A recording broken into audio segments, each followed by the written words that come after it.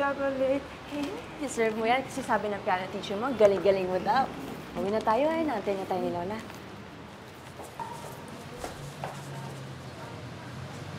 Oh my God! Everywhere I go talaga, susundan ako ng malas. Saan ka ba nag-i-stay ngayon? Ano pa kailan mo? As if you care. Sa sama ng ugali mo, bakit ako maging concerned, di ba? Pero si Lola, nag-aalala siya sa'yo. Hindi mo ba siya naisip? Di ka ba nag-aalala sa kanya? Oh, come on, Ina. Pwede mo akong dramahan? Gusto mo na lang siya iniwan eh. Selfish mo talaga. At ikaw, ano ka? Self-righteous.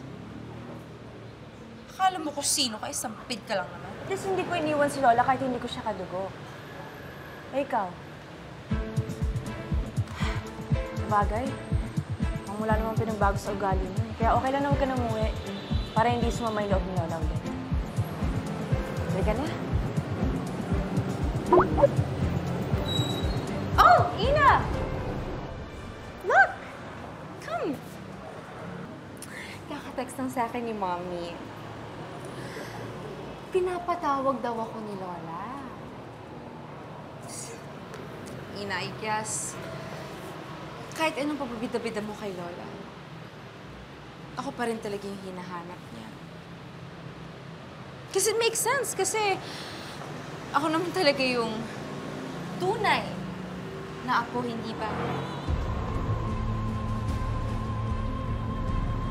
And upon my return sa bahay at sa restaurant, I will get rid of you.